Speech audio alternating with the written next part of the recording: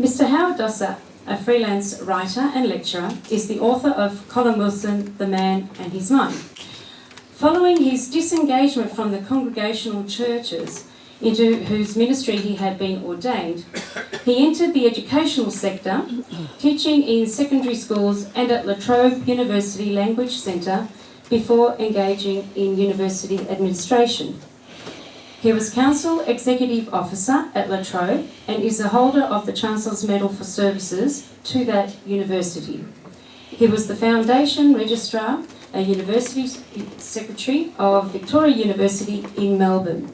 He is a regular lecturer at the Existentialist Society in Melbourne, where his papers reflect his interest in the identity of the self and the role of the self in the ongoing development of the human species. The popularity of the novel Zorba the Greek, vastly enhanced by the Kakoyannis film, is most likely accounted for by the vivacity of the character of Zorba and by the manner in which he interacts with and has an effect upon the personality of the narrator. An investigation of that interaction may be useful, therefore, in taking the reader deeper into the fiction. But the essence of the novel is to be found not in the relationship between two men so much as in its explication of the philosophy of Nikos Kazantzakis. We are all aware of the now famous phrase, "Teach me to dance." So without further ado, please make him feel welcome, Mr. Howard Dossor. Rose, thank you very much for those words of welcome. Can I respond to them by saying that I'm particularly honoured to be invited to address the Greek Orthodox community and to participate in this series of seminars on Greek history and culture. I myself am not Greek. I was born and reared here in the city of Melbourne, but I readily acknowledge Greece as the origin of my intellectual background and tradition, and I particularly pay homage to Crete as the homeland of the author, poet and philosopher whose work we are going to consider this evening. His actual name was Yorgos Zorbas, and Nikos Kazantzakis became acquainted with him in the monastic environs of Mount Athos when they both visited there in 1914.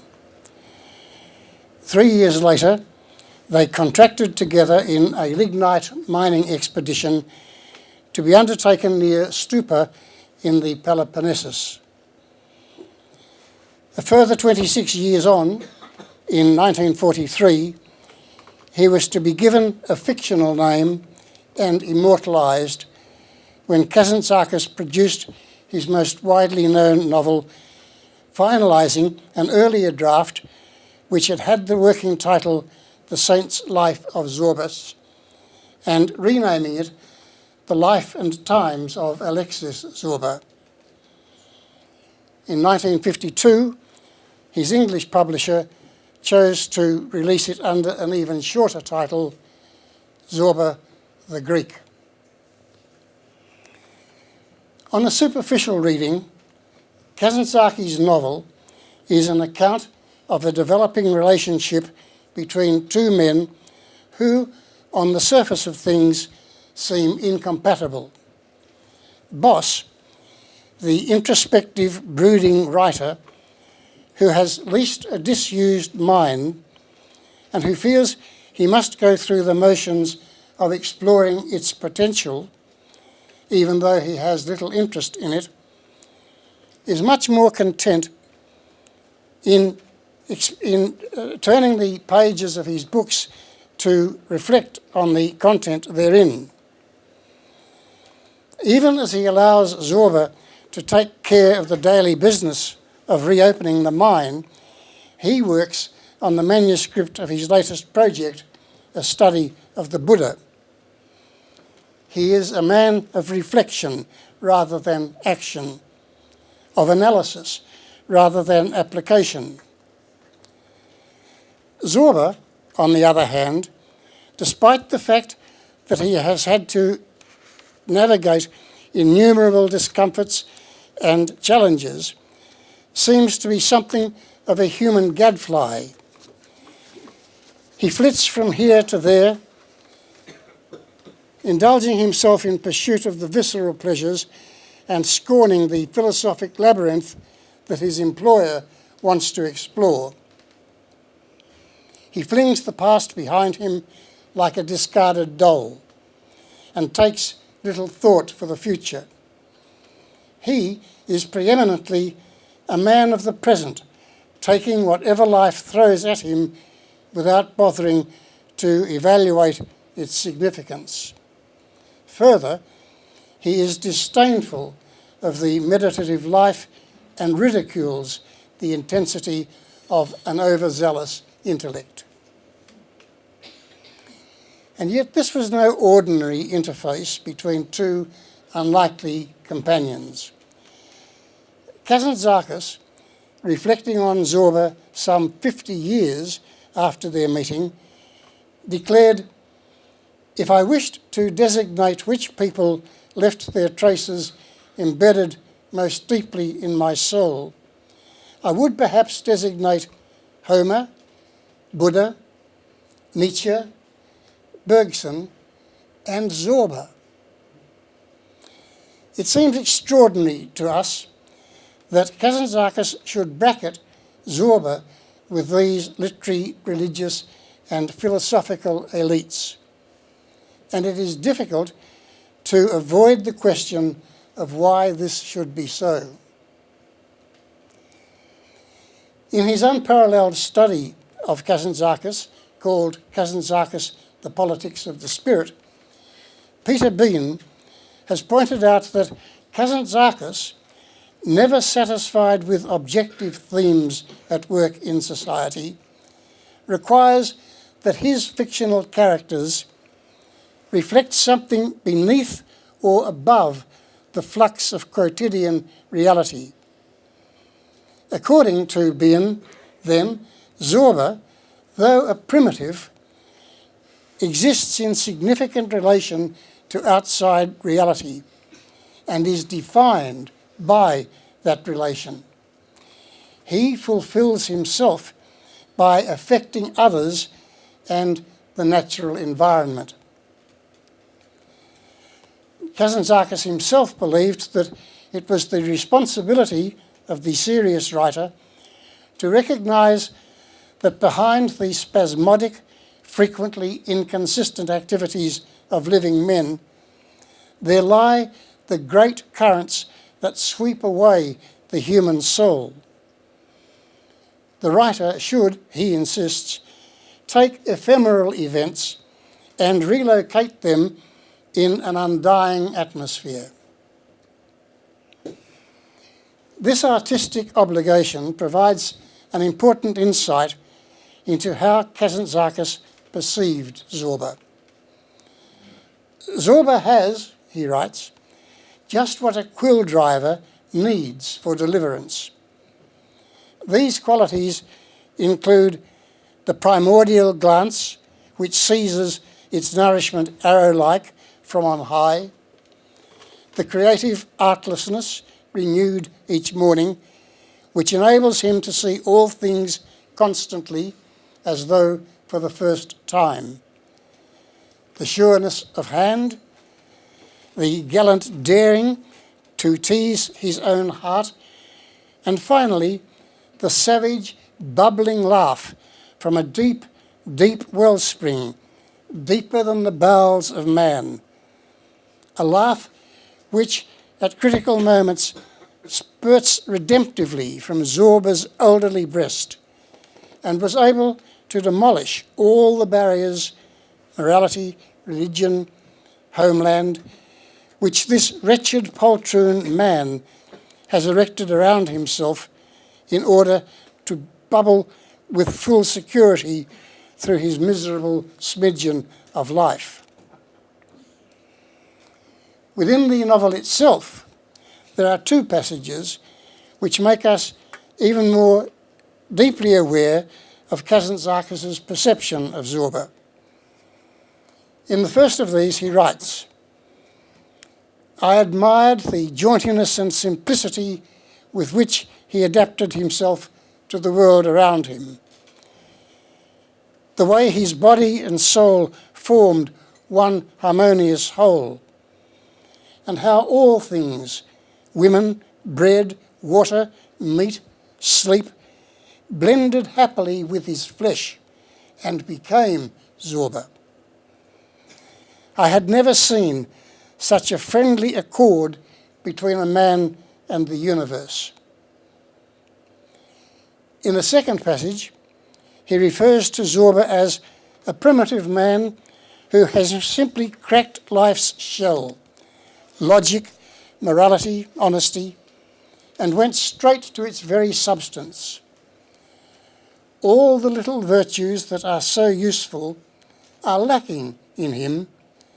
All he has is an uncomfortable, dangerous virtue, which is hard to satisfy and which urges him continually and irresistibly towards the utmost limits, towards the abyss. All this, however, is simply descriptive. It helps us see Zorba through Kazantzakis' eyes, but it does not explain what it was that led Kazantzakis to say of him that he was one of the most important influences in his development as a human being. And if we turn to address this more fundamental question, Kazantzakis once again comes to our assistance. "Homer, for me," he writes, "was the peaceful, brilliant, luminous eye, like the sun's disk, which illuminated the entire universe with its redemptive splendour. Buddha, the bottomless, jet-dark eye in which the world was drowned and was delivered. Bergson relieved me of various unsolved philosophical problems which had tormented me in my early youth. Nietzsche enriched me with new anguishes and instructed me how to transform misfortune, bitterness, and uncertainty into pride. Zorba taught me to love life and have no fear of death." This begins to satisfy us and our curiosity up to a point, but only up to a point. If we wish to know precisely in what ways Zorba taught Kazantzakis to love life and not fear death, we must divert our focus from 1917 and their shared attempt to draw lignite from the Peloponnesian soil to the earlier year, 1908, a year spent by Kazantzakis studying in Paris, a year in which his critical interest was in the respective philosophies of Friedrich Nietzsche and Henri Bergson. For it was in this year, and in consequence of these studies, that the mind of Kazantzakis received the seed that was soon to be fertilised through his encounter with Alexis Zorba. We turn then to some of the central ideas to be found in the philosophy of Nietzsche.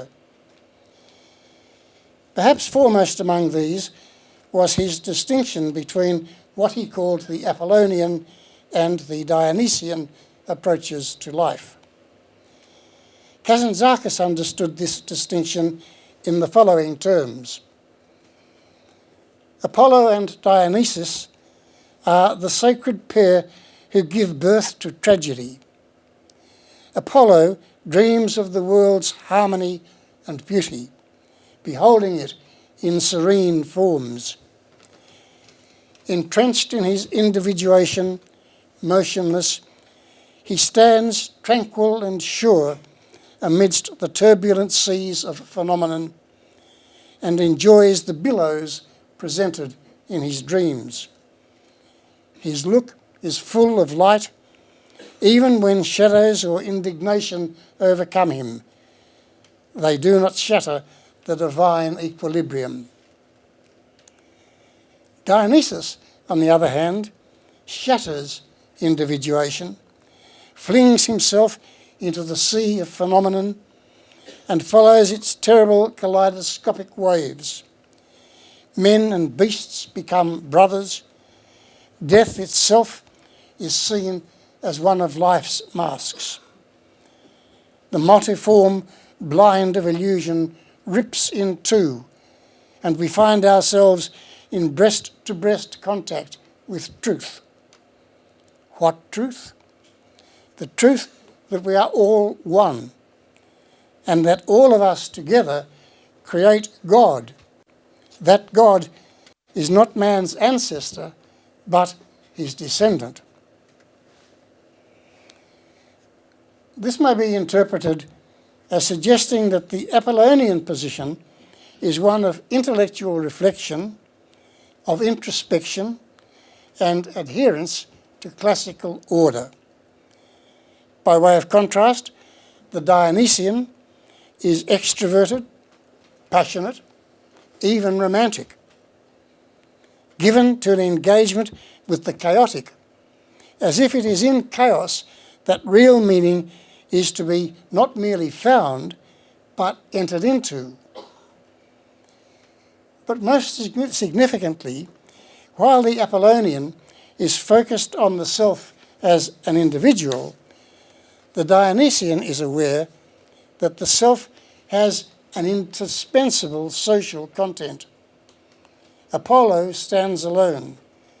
Dionysus belongs with the mass. A second important distinction noted by Nietzsche is that between optimism and pessimism. While he saw optimism as the prevailing attitude driving contemporary civilization, he considered that that optimism was in fact based on an illusion. It was a thoughtless abandonment of reality. It was a pretense that the world was as man thinks it is, rather than what it is.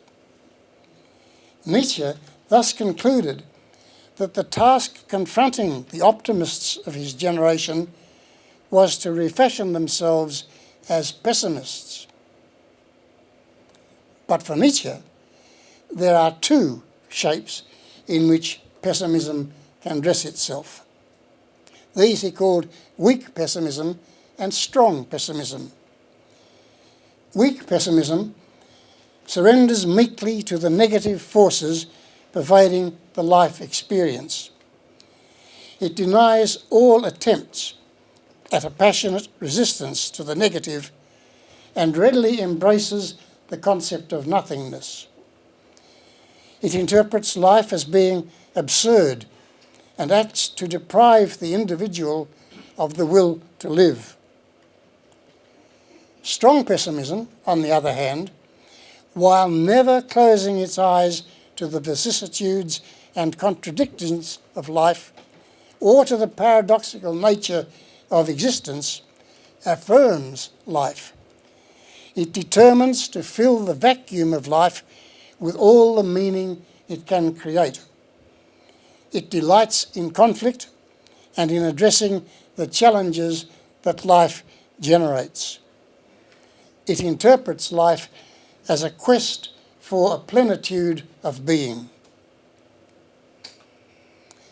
The pessimism into which optimism must be transformed must be, according to Nietzsche, of the strong variety, and the means by which this is accomplished is through a fusion of the Apollonian and the Dionysian, modifying the bland confidence that everything will submit to order.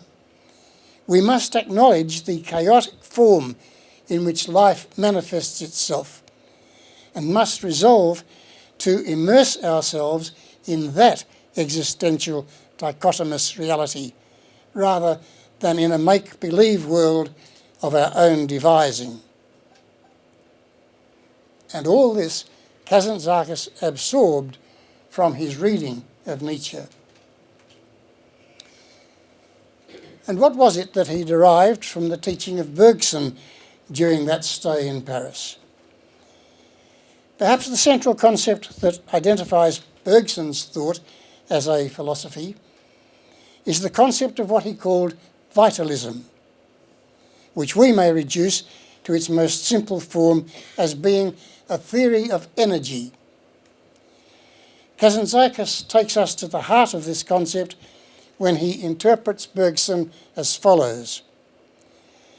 Just as the smallest grain of matter is indissolubly bound up with the solar system, drawn down towards decomposition, so all organic living beings, from the humblest to the most elevated, constitute an élan vital, or life force, which moves upward, the inverse of the movement of matter.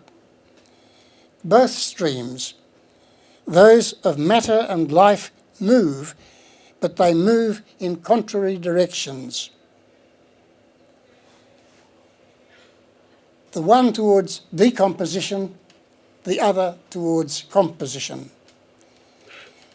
Bergson imagined the élan vital to be a stream of water that in its upward surge condenses into drops that fall. These drops constitute matter. Organic beings, on the other hand, are continually taking on élan vital and assimilating it. That is, are constantly being created. They are progressively adding something new to their existence.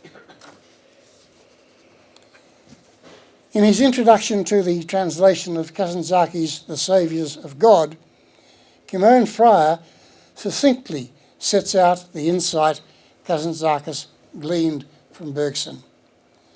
From Bergson, he learned that all of nature, all of the pluriverse, all of life was the expression of an evolutionary drive, an élan vital, an inconceivable energy which ceaselessly renews itself, a continual creativity, a leap upward, but not towards a fixed, predetermined final end, but rather within a teleology immanent in the life force itself, which was creating its own perfectibility as it evolved eternally.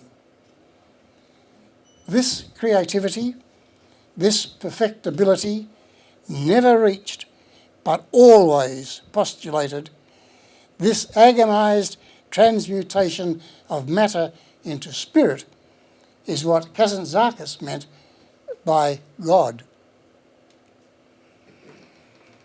In recognising Kazantzakis' appreciation of Bergson, we might note that in his volume Time and Free Will, Bergson himself wrote, "We are free when our acts spring from our whole personality, when they express it, when they have that undefinable resemblance to it, that is, our acts to our personality, which one sometimes finds between the artist and his work. Certainly our character is altering imperceptibly every day, and our freedom would suffer if these new acquisitions were grafted to ourselves and not blended with us." These brief sentences take us to the essence of Kazantzakis' novel, in which he demonstrates that freedom is not some external state to be entered into, or some commodity to be acquired, but that it is a quality of our own consciousness. It would be remiss of us not to note in passing the significance of Homer's immortal creation, Odysseus, within the context of the background Kazantzakis brought to his encounter with Zorba. Kazantzakis interpreted Odysseus in distinctively Bergsonian terms. The mind of Odysseus was, for Kazantzakis, a potent manifestation of the life force. It drove him with an unrelenting ferocity, asserting the urgency of the spirit over the transience of the material. It projected him with an insatiable longing towards an unreachable destination. It interpreted existence as an epic drama in which the participating characters seek to penetrate all the barriers confronting them. For Kazantzakis himself, Odysseus is the man who has freed himself from everything: religions, philosophies, political systems. One who has cut away all the strings. He wants to try all the forms of life, freely, beyond plans and systems, keeping the thought of death before him as a stimulant, not to make every pleasure more acrid, but to whet his appetites in life, to make them more capable of embracing and of exhausting all things, so that when death finally came, it would find nothing to take from him, for it would find an entirely squandered Odysseus. Equipped then with these Kazantzakian understandings of Nietzsche, Bergson and Homer's Odysseus, we are now in a position to return to the question of how Zorba taught Kazantzakis to live and not to fear death.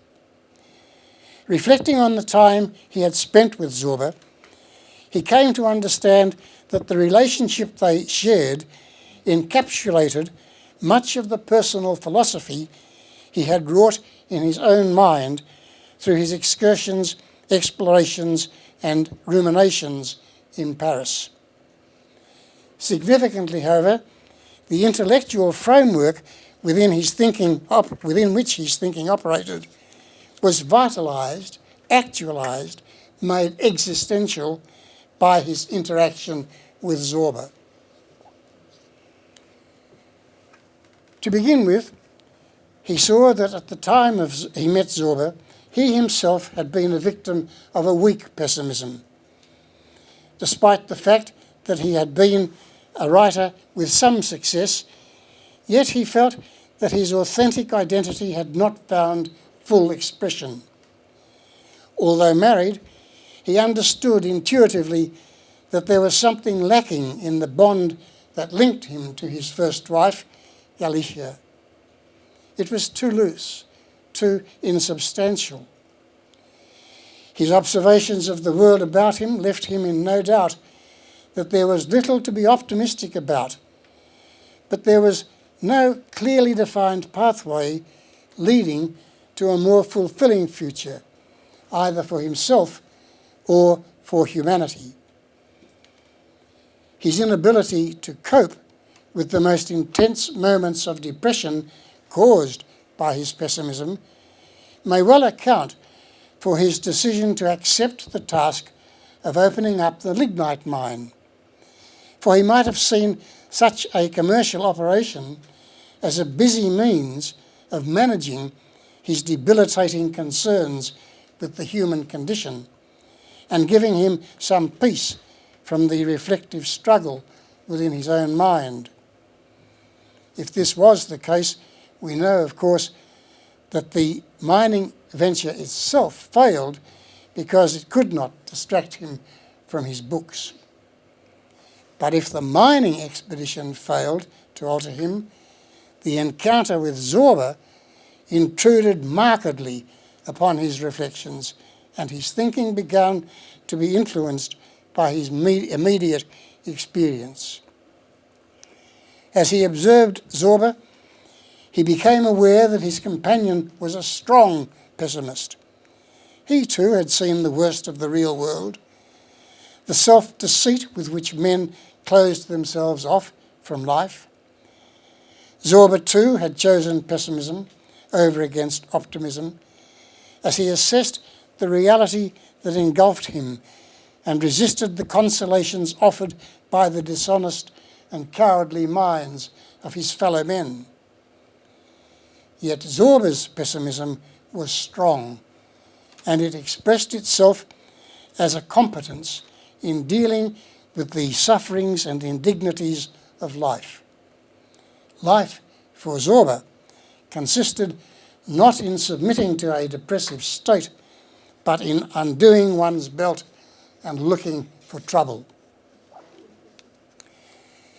In the course of the narrative of Kazantzakis' novel, we observe a profound change taking place in the boss.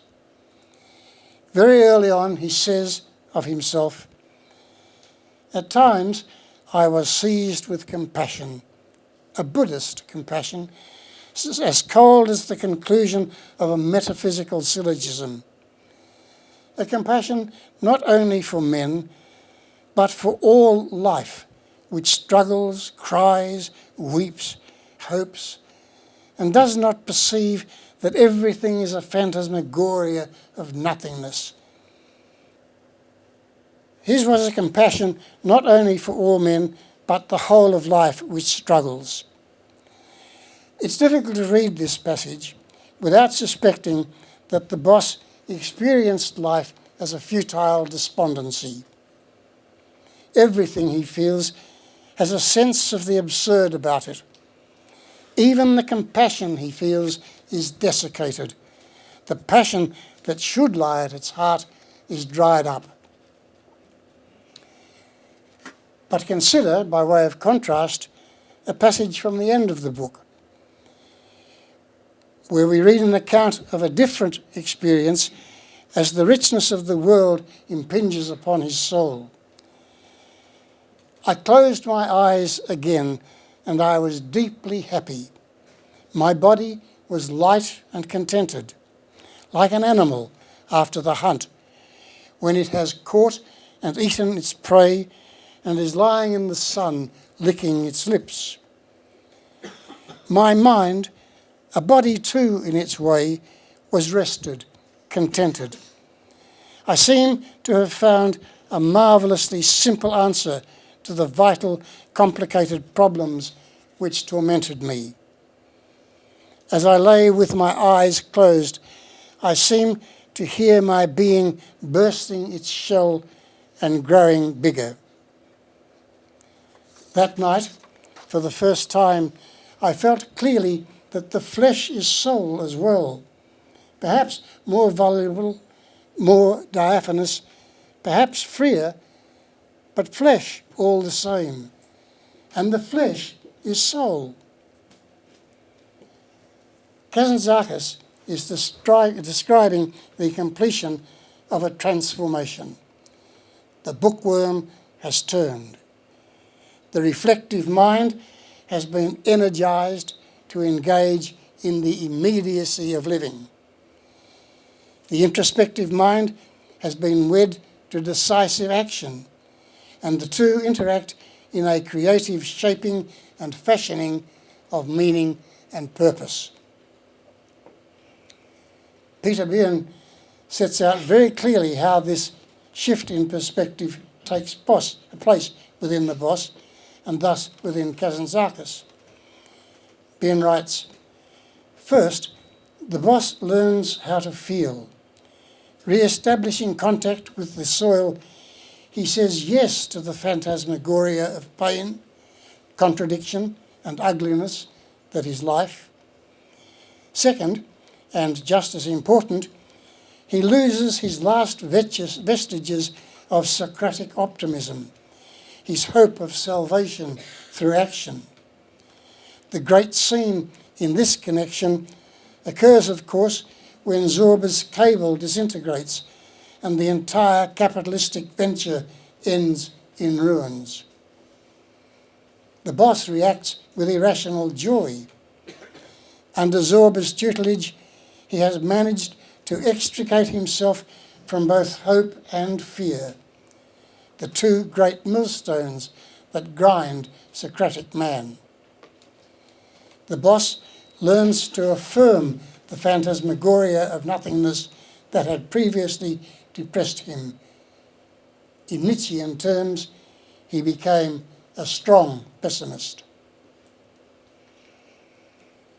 The novel Zorba the Greek is an account of an awakening on the part of Kazantzakis, an awakening in which he learns from Zorba how to move from a positive position to one of strength, without denying his appreciation of the decaying nature of the world about him. Yet Kazantzakis now saw that there was no necessity to collapse under the weight of his experience. Zorba, it seemed to him, epitomised all that Nietzsche had encapsulated in the figure of Dionysus, while he himself was a fair representative of the Apollonian man. But it was equally apparent to him that in neither figure was an amalgamation, was the delineament of the nature of a wise human being to be found. What was required was an amalgamation of the two types in one personality. The dichotomy had to be resolved in the synthesis. He recognised that somehow or other he would have to assimilate Zorba into his own being.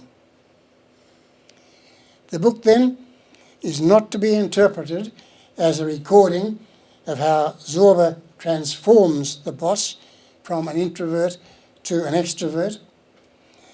It is not a description of the boss learning to explicate his companion. Rather, it is an essay on the acquisition by Boss from Zorba of, as it were, the missing part, half of his own wholeness. In consequence of his encounter with Zorba, the boss rounds out his personality and achieves a higher level of commitment to life and a richer experience of existential freedom. He acquired what Kazantzakis calls the Cretan glance, which enabled him to see all contraries, all contradictions, all anomalies as complementarities which round out our experience of life and keep us in touch with its growing edge. Kazantzakis, adding the peculiar genius of Zorba to what had already existed within his own meditative nature, developed a Janus-like capacity to see behind and before himself, inside and outside of pretense, across and around reality, above and beneath the paradoxical. For Kazantzakis, the welding of Zorba's personality to his own set free within him the profound human value that he understood as being essentially Greekness. In his introduction to the English translation of the novel, Ian Scott Kilvert points out that Kazantzakis is only incidentally concerned with the rough and tumble of picturesque adventure. His real interest, and this seems to be typical of the Greek attitude towards fiction, is concentrated on the ultimate operation of human existence. What is man? Why does he live on earth? Where is he going? Perhaps in this context we might remind ourselves that for Kazantzakis the highest forms of authentic Greekness was the equivalent of the highest form of humanity in whatever nationality it might express itself. With an embrace of a positive pessimism and a blending of the Apollonian and the Dionysian in the one human identity, it becomes possible to participate in the upward spiral of Bergsons' élan vital. In recognising this, Kazantzakis applied his own term to the direction in which this driving force propels us. He names it the ascent, and he argues that it is the principal and primary function of the whole of life. Finding ourselves within a luminous interval between an originating and a culminating abyss, it becomes incumbent upon a human being to respond to the upward thrust of the élan vital, to actualise more and yet more of his own potential, and in Kazantzakis' own term, reach what he cannot. And as it is the essence of motherhood to produce the next generation, so it is of the essence of each generation to spawn the new era, the next advance, and the higher form of man. Man has a diminished right to call himself man in proportion to the extent to which he fails in being creative. The hallmark of the ascent, like that of the élan vital, is not merely to sustain or maintain the spiritual alongside the material, but actually to transubstantiate the material into spirit. Within the behaviour of Zorba, we see this transformation taking place again and again. In response to the boss's reluctance to visit an isolated widow who is being harassed by the men of her village, Zorba challenges what he sees as the boss's spiritual disobedience. The cry of the woman, he recognises, issues not simply from a physical need, it is the cry of the earth and of life itself. And Zorba insists that boss must respond to it. When the ageing Bubalina, dreaming of her myriad past admiral lovers, turns to Zorba for solace, he embraces her not out of an arrogant sympathy, nor yet out of a masculine lust, but as if it is life itself that he holds in his arms. And the sensitivity with which he shares a conversation with his musical instrument, his santuri, is exquisite in its spiritual intensity. Perhaps central to the consciousness of all who have been introduced to the characters of Zorba and Boss is the picture of two men linked, arm around each other's shoulders, dancing across the shale on a deserted beach.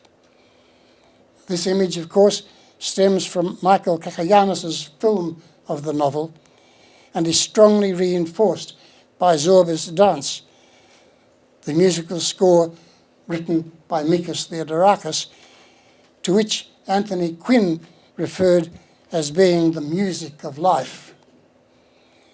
In the dance, Zorba and Boss seek consolation over the disappointment that follows their futile mining endeavour. But they also offer a symbolic representation of a fundamental aspect of the Kazantzakian view of life. In Kazantzakis, dance is much more than a physical and/or emotional activity. Peter Behan takes us to the heart of the matter. He writes, "Let us examine the most important ways in which Zorba expresses the universal will that is his own nature. These are dance and music. Here, the demands of realistic characterization and intellectual plot coincide perfectly. For Greeks do, or at least they used to, dance out their joys and sorrows the way Zorba does. Beyond this, Kazantzakis makes the dance function philosophically. And, Bien continues, dance and music are man's natural, most basic modes of expression.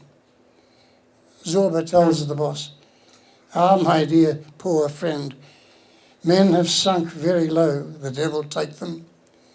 They've let their bodies become mute, and they speak only with their mouths. But what do you expect mouth to say? What can it tell you? Song and dance," argues Bien, "tell us much more. They shatter individuation." In interpreting the character of Zorba for us, Kazantzakis, as we have seen, drew heavily upon the philosophy of Friedrich Nietzsche. And if we wish to understand how Kazantzakis interpreted himself Zorba's engagement with dance, we might benefit from considering Nietzsche's own comment. Under certain circumstances, he writes, the individual forgets himself completely. Nature itself, long alienated or subjugated, rises again to celebrate the reconciliation with her prodigal son, man. Each individual becomes not only reconciled to his fellow, but actually at one with him, and must now express himself through song and dance as a member of the higher community. He has forgotten how to walk and how to speak, and is on the brink of taking wings as he dances. He feels himself to be godlike. No longer the artist, he has become the work of art itself. The productive power of the whole universe is now manifest in his transport. In his important volume, Sacred and Profane Beauty, the Holy in Art, Gerardus van der Leeuw proposes that dance, historically, is the first of the arts in which humanity engaged. In his view, it had its beginning when a primitive individual, watching a small detached branch floating down on the current of a river, began to tap his feet in time with the undulating flow of the branch. Dance, then, is more than motion. It is a participation in the very rhythm of the universe. In an Australian Broadcasting Commission interview by John Fane of Anouk van Dyk, Artistic Director of Chunky Move Australian Contemporary Dance Company, Fane made reference to dance as discipline. Van Dyk was quick to pick up his comment and insist that dance requires more than discipline. It was, she insisted, an intermingling of discipline and anarchy, or, in terms with which Nietzsche might have been familiar, of Apollo and Dionysus. Thus, it is no surprise that in Askatiki, or the Saviours of God, Kazantzakis speaks of dancing spaciously beyond the boundaries of a logic which cannot contain the antinomies. In his beautifully written biography of the Nobel Prize-winning novelist J.M. Coetzee, the late Professor J.C. Kannenmeyer quotes Coetzee as saying that he follows the dance of the pen. It is a beautiful phrase which serves to remind us of the freedom that flowed from Zorba to the boss. The dance on the beach released in the boss the capacity to settle in accord with his heart, to write in accord with his heart as well as with his head. It reconciled the rational with the passionate, the Occidental with the Oriental, and gave flight to the essence of the Greek spirit that welled up within Kazantzakis and spilled over to embrace the world. This dance with Zorba transformed the boss not into a replica of Zorba, but into a writer in whom the flow of wisdom was unstopped and in whose mind an ever-expanding appreciation of the fullness of life was enabled. Prior to his encounter with Zorba, Kazantzakis had published 2 minor novels and 6 plays, all of which remain largely unnoticed to this day. It may be argued that his meeting with Zorba was a crucial factor which enabled him, a mere 5 years later, to set down his most important and enduring work, The Saviours of God, and then to go on to write the handful of major novels, the majestic poem, The Odyssey, a modern sequel, and the unsurpassed memoir, Report to Greco, any or all of which set him apart surely as one of the most significant writers of the 20th century. In drawing down onto the empty page the thoughts that ring in his mind like music, any writer of real significance whirls with the turning universe, contributing something of the energy and force that maintains its spinning. In the Kazantzakian pas de deux shared by Zorba and Boss, both are caught up in their respective ascents by the power of the life force itself. In consequence, Kazantzakis could write, "I work and write now with certainty, because I know that my contribution, because it follows the profoundest depths of the universe, will not go lost. This harmony, which is not at all passive, but an unceasing and renewing reconciliation and cooperation with antithetical powers, has remained for me my freedom and my redemption." If, by way of conclusion, we seek out what it was that drove Kazantzakis to set down on paper this record of his interaction with Yorgos Zorba, we need merely to note the answer provided by Kazantzakis himself when he wrote, "Writing may have been a game in other ages, in the times of equilibrium. Today, it is a grave duty. Its purpose is not to entertain the mind with fairy tales, but to proclaim a state of mobilization of all the luminous forces still surviving in our age of transition, and to urge men to do their utmost to suppress the beast." And he further writes, "The more I wrote, the more deeply I felt that in writing I was struggling not for beauty, but for deliverance. Unlike a true writer, I could not gain pleasure from turning an ornate phrase or matching a sonorous rhyme. I was a man struggling and in pain, a man seeking deliverance. I wanted to be delivered from my own inner darkness and turn it into light, from the terrible bellowing ancestors in me, and turn them into human beings. That was why I invoked great figures who had successfully undergone the most elevated and difficult of ordeals. I wanted to gain courage by seeing the human soul's ability to triumph over everything." We see then that the novel Zorba the Greek is nothing less than the testimony of Nikos Kazantzakis. This life-affirming novel is not merely a story, it is an invitation to dance. It is a challenge to ascend. Thank you very much.